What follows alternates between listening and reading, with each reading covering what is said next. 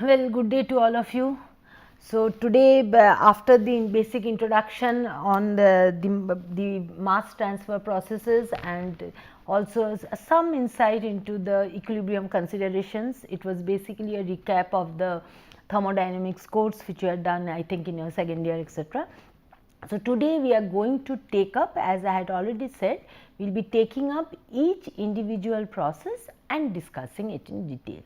Now, since distillation, it is the most widely used separation process in industries. So, first we will be starting with distillation, right. Now, as I had already mentioned that distillation, it is already known to you, this is a process of separating miscible, binary or multi-component mixtures into two or more fractions. It can be two fractions, it can be more than two fractions. So, therefore, it is basically it is the separation of miscible or multi-component mixtures into two or more fractions by utilizing the difference in their volatility. And the equipment, the distillation equipment that we have, as we had already mentioned, that the two phases are first brought into intimate contact. So, therefore, in this case the second phase, which is the vapor phase, if we have a liquid feed, it is a liquid phase if we have the vapor feed, and the second phase has been created from this first phase by transfer of energy. So, therefore, after creation of the two phases, the equipment, it ensures intimate contact between the vapor and liquid phase. When there is an intimate contact, what happens? There is transfer of components between the two phases, and this transfer of component, it occurs by interphase mass transfer, right. So, therefore, in this particular case, the transfer, or rather the mass transfer which occurs, as I had already mentioned, that was interphase mass transfer. As a result of this interphase mass transfer, the vapor phase, it becomes richer in the more volatile components, or in other words, more volatile components, they cross the phase boundary from the liquid and into the vapor phase, and the less volatile components, they cross the boundary from the vapor to the liquid phase. As a result, after the end of the distillation process, what do we get? We get a vapor phase richer in the more volatile component and a liquid phase which is richer in the less volatile component. Now, distillation, it can be of different types, right. It can be a single stage distillation, it can be a multi-stage distillation, it can be a batch process, it can be a continuous process. Now, the most simple equipment of distillation, it is a single stage distillation column, where inside the we have the distillation takes place in a flash drum. We can have a liquid phase or a mixture of vapor and liquid phase. We can also have a vapor phase. Now, what happens in this particular flash drum, the liquid feed or the vapor feed, whatever it is, the liquid or the liquid vapor mixture feed can be introduced. Generally, we denote the feed composition, the feed flow rate as F, and the composition as ZF for each ith component. The reason for selecting it as Z and not X or Y is just to show that the feed can exist in any of the phases. When it is only a liquid phase, naturally ZFI becomes equal to XFI, and when it is only a vapor phase, ZFI becomes equal to YI, right. Now, what happens? Generally the liquid feed, it is passed through a preheater, and from the preheater it gets heated to an extent where it is almost or in saturated conditions, but we try to ensure that the phase separation does not occur here. After that, the feed, it is throttled across a throttling valve, and then after it is throttled and introduced into the flash drum, naturally it is under saturated conditions, and here in the flash drum it separates into two phases, the vapor phase which goes out and the liquid phase which is drawn out from the bottom. The composition of the vapor phase, it is denoted by Y. The composition of the liquid phase, it is denoted by X. This particular process, it is always continuous, and this is the process that we use, right. This is the simplest distillation process. Now, after this distillation process, there is the other process which is there, the next simple process, it is the batch distillation process. Now, let me tell you that batch distillations processes are gaining increasing importance nowadays due to the increasing application of chemical engineering principles in the production of fine chemicals, pharmaceuticals, food industries, etc. So, therefore, if you go in a oil refinery, you will definitely find fractionators, while in these small in these particular places or in these particular industries for small scale production, and it is very important that the product quality is controlled. Under those particular circumstances, we generally go for the batch distillation process. Now, in batch distillation, as it is quite evident, it is a batch process. So, therefore, in its simplest form, what do we have? We have a still. In this particular still, the liquid of known composition is introduced, and then this is heated. Moment it is heated, normally it can be heated either by the introduction of coils, or maybe the vessel can be jacketed, and usually a condensing liquid from maybe some other part of the plant, or maybe a condensing steam is usually used for providing the heat. Now, once it is heated, then naturally what happens? The vapor forms, the vapor, it rises up, it rises through the vapor overhead line, and from the vapor overhead line it goes to the condenser. In the condenser, the vapor is condensed, and then it is collected in the reflux drum, and from the reflux drum we collect the product. It is usually known as a distillate with the composition of Xt, right. And the liquid which initially when we had started, then the liquid flow rate had, it was F, the composition denoted by Xf. At the end, whatever is remaining, that is denoted as B, and the composition of the feed, if it is a multi-component feed, if it is a binary feed, then generally Xd, Xf, Xb, they refer to the more volatile component, the composition of the more volatile component. And if it is a multi-component feed, then for each component we denote the composition of the ith component by a subscript I associated with each particular composition. Now, for a binary mixture, as I have told you that since your the compositions, they refer to the more volatile component. So, naturally it is quite natural that Xd is greater than Xb, and in this particular way we attain the separation. Now, this is the simplest, as I have told you, this is a single stage vapor liquid contacting. In order to understand this better, just I had wanted to show you the process on a thermodynamic plot. Say suppose we have started from this part, we keep on heating it till we reach the saturated conditions. From the saturated conditions, what happens? The vapor forms. This is the liquid feed and its composition is say Xf.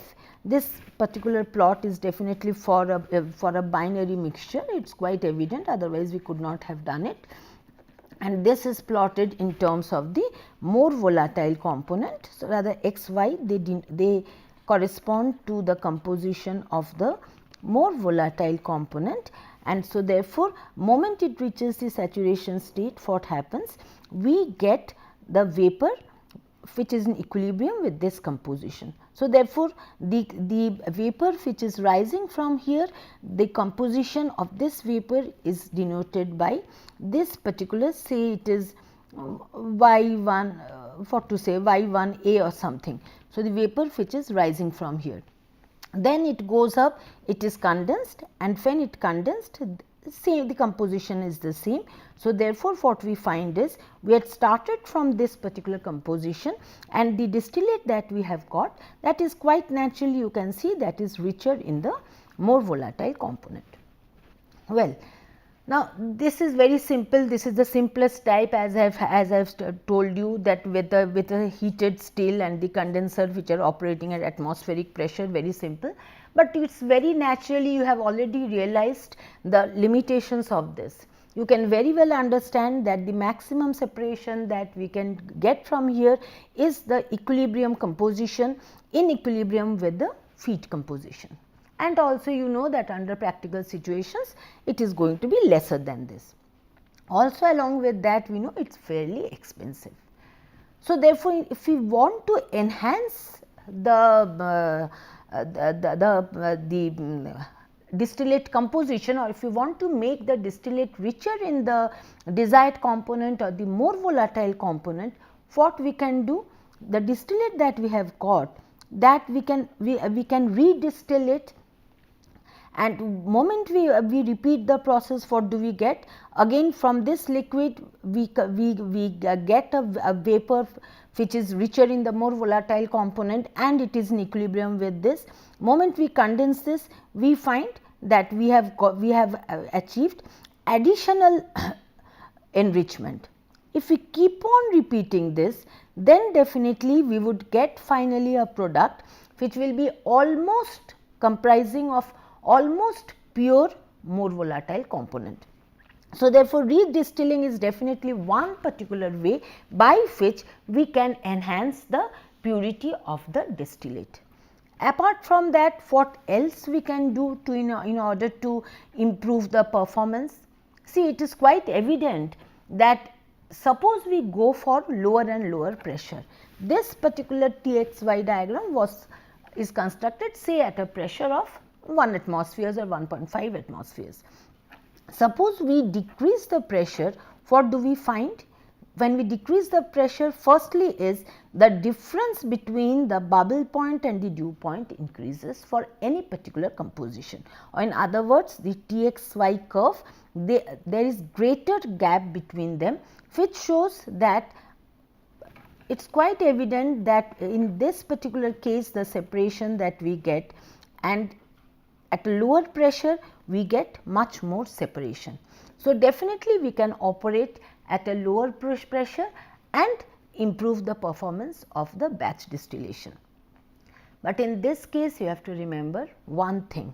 Suppose we go for a very low pressure, say for a pressure lower than say 0.1 kg per centimeter square absolute. What do we find? We find that under that condition the still it has to be operated under vacuum.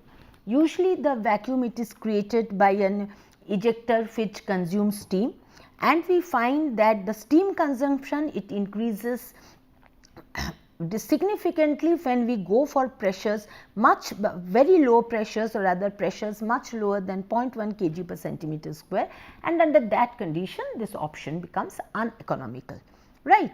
So, under that condition, see, as I have told you that nowadays batch distillation is gaining in importance.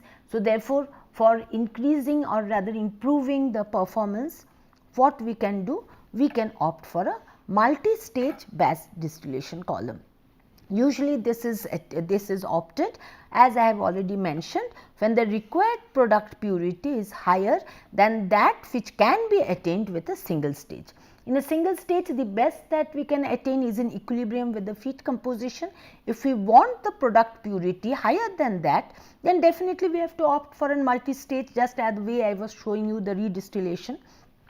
Also the way I have shown you that if the difference between the Tx and Ty curve is very close, or in other words for low relative volatility, a thumb rule is for alpha less than 3. For these particular systems we opt for a multi-stage batch distillation. What is this multi-stage? We still have this still. Over this particular still, what we have is we just put a column over this particular still, right. Now, in this particular this is a tower or a column in whatever way you tell it. Now, here we can either have trays or we can have packings. Normally, this column is not very big, and usually for such a column we either use sieve trays or in other words we can also use the packed bed here. The details of the sieve trays, packed bed etc., they will be discussed after we finish the mass transfer operations. Then in a consolidated form we are going to discuss the different tray towers, and there you will be getting more idea regarding these two, right. So, therefore, what happens, it is the same thing, steam is there, steam provides the heat and then the vapor it rises from here, the liquid remains here. Vapor now what it does, it rises to the tower.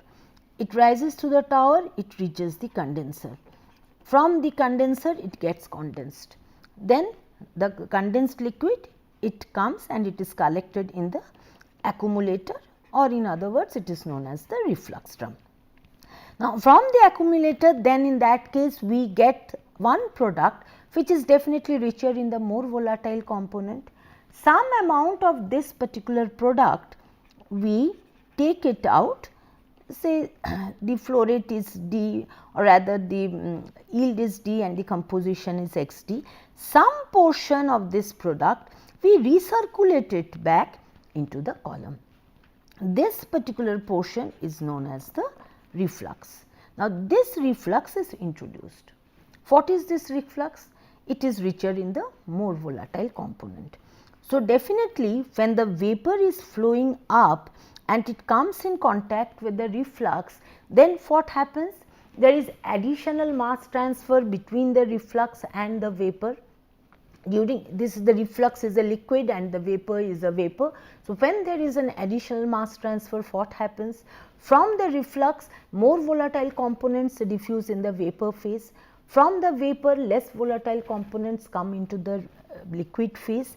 As a result, we get enhanced enrichment of the vapor phase. And in this particular process, just by the repeated distillation that I have shown you, due to this additional enrichment, we can get much better or rather much better product quality from the multi-stage batch distillation as compared to the single stage batch distillation. Now, usually these are small scale units, and for most cases we find that the tower, it is just mounted directly on the chart stills. Vapor, it rises by gravity, and generally the condenser and accumulator, they are kept at such an elevation that the liquid, it is reintroduced into the tower and it falls again by gravity.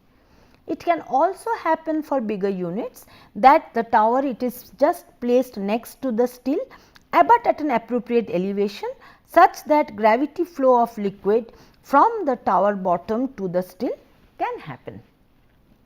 So, this is the other distillation, or rather the other distillation process that is also used. Now, the most common process, as I have told you, are fractionators.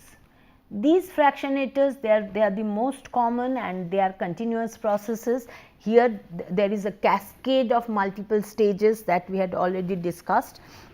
Now, this cascade of multiple stages, they are provided either by trays, usually distillation, big distillation columns whose diameters are greater than 1 meter or so, they are provided with trays. And just as I have mentioned, for improving the gas vapor liquid mass transfer, for ensuring smaller bubbles of the vapor, the trays, they are perforated, and on the perforations there can be different attachments or accessories like bubble caps, valve trays, etc. So that the mass transfer is enhanced. Now, in this particular column, the feed is usually introduced in a central portion which is usually known as the feed tray. For a packed column, this is known as a feed zone. Now, once the feed is introduced, the feed, it can be, here we can have a liquid feed, we can have a vapor feed, we can also have a vapor liquid mixture feed. Now, once it is introduced, what happens? The vapor part, it rises up.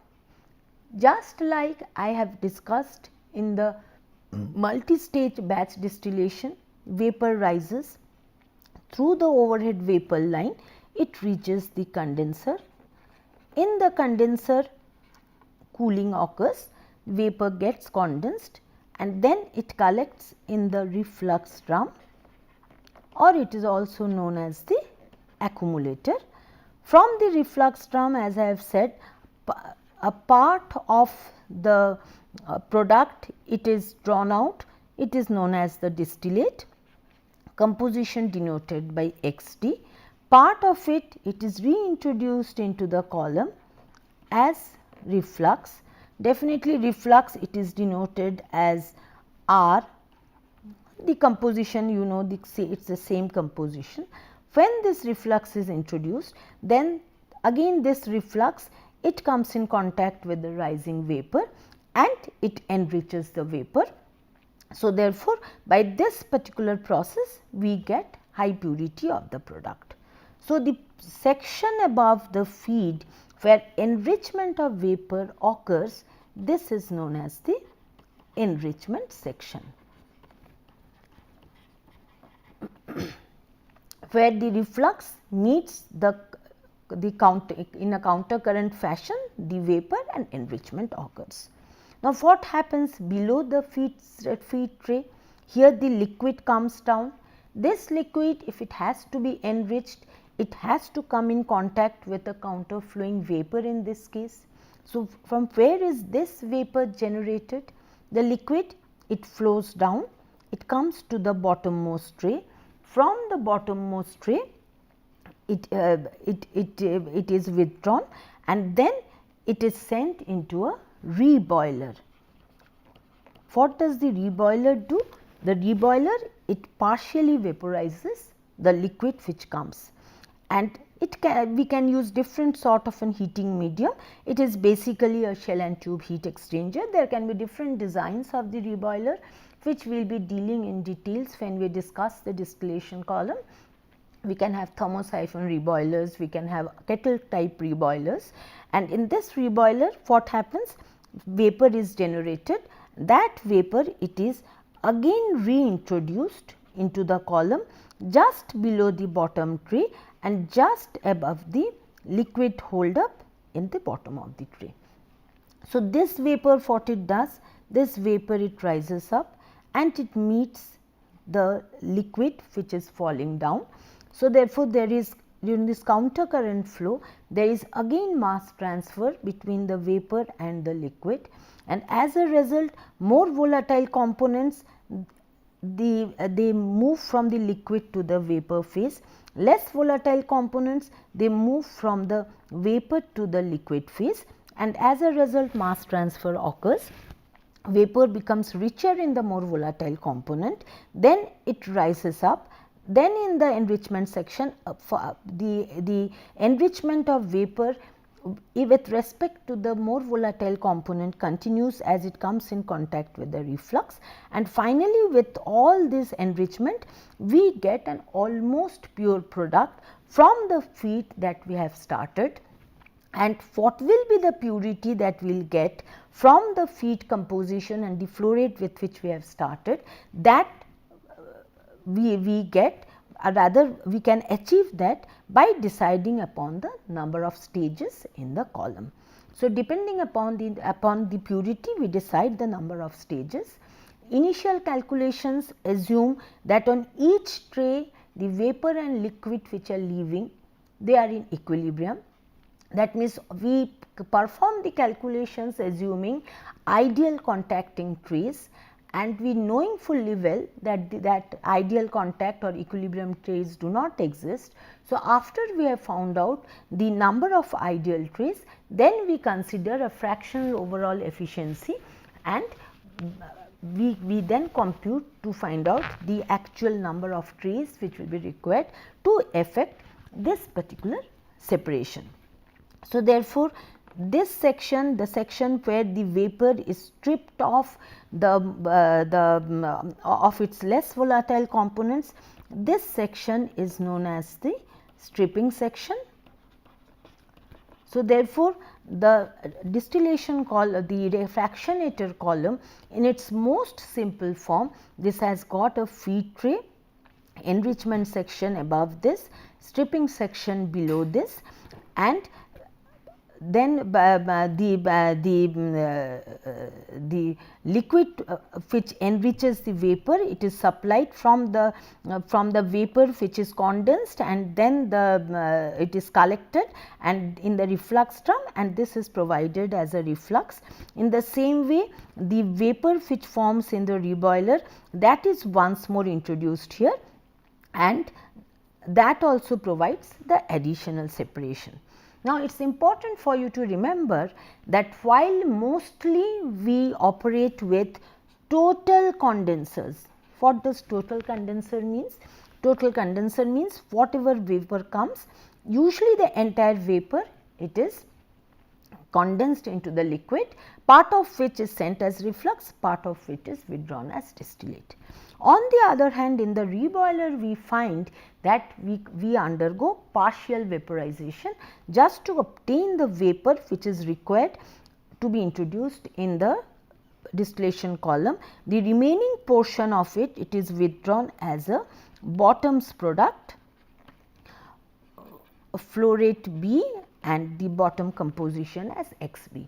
So, therefore, what do we find? That the reboiler, that also serves as a partial vaporization unit, where the liquid is partially vaporized, the ensuring vapor and the liquid are in contact, the vapor is introduced back into the column, the liquid part is withdrawn out. So, therefore, the reboiler also acts as a single stage, and therefore, when you are calculating the number of ideal stages, we have to remember that the reboiler also accounts for one particular stage here. So, therefore, just to conclude, we find that this is just a summary of what I have said. There is not much for me to discuss here. We have found out that fractionator, one thing I forgot to say, the reboiled stripper is nothing. In the reboiled stripper, we do not have the enrichment section. Feed is introduced from the top and then it flows down. So, we usually have a stripping section. So, for all these cases, the fractionator, the reboiled stripper, the flash distillation, they are continuous processes, and fractionator, reboiled stripper, multi-stage distillation column, they have multiple stages. Flash and the simplest batch distillation, they have one stage each. While we discuss the batch distillation, I will be rather you will understand that actually a single stage batch distillation, it performs an enrichment of slightly greater than a single stage, because when the vapor rises, it comes in contact with the cool part above the still, and there some amount of vapor condenses and falls down. So, therefore, the enrichment is almost equivalent to 1.1 stage. Feed entry location, there is nothing to say. Fractionator, you have already found that it is in between the top and bottom stage. In the flash distillation, definitely it is introduced into the flash drum, and it will be introduced in the zone just above the liquid level in the flash drum. In batch distillation, definitely the feed is introduced at the still. The liquid conditions which are there, the feed conditions which are there in different distillation types, it is mentioned here. We have already discussed these things, there is nothing for us to say. We require a top reflux whenever we want an enrichment, and a vapor reflux for additional enrichment. Both these type of refluxes, they are there only in a fractionator, and naturally, therefore, in a fractionator we get the maximum amount of enrichment or maximum amount of separation, and therefore, a fractionator is the most commonly used distillation column in industries. And again, as I have told you that very recently batch distillation units are, of course, for that case I would say the multi-stage batch distillation units, they are being increasingly used in pharmaceuticals, cosmetics, food products, fine chemicals and such other industries. Now, in the next class what we plan to do is that once you have got an overview of the different distillation processes, what I plan is that we will take up each distillation individually and we will be discussing them. So, first we will be taking up flash distillation, we will be discussing about the simple technique of flash distillation and how to design the flash drum, what are the inputs we require, what are the outputs we require, what are the controls which are required for a distillation drum. Although it is a very simple equipment, you will find that there are certain details which need to be considered. After flash distillation, then we are going to discuss the fractionator, and after the fractionator we will be discussing single stage batch distillation, and we will also be touching upon multi-stage batch distillation columns or batch distillation still along with the column. So, with this we end here. In the next class we go ahead with our discussion on the design of a flash drum, what are the things that have to be considered and how we proceed with it. Thank you very much.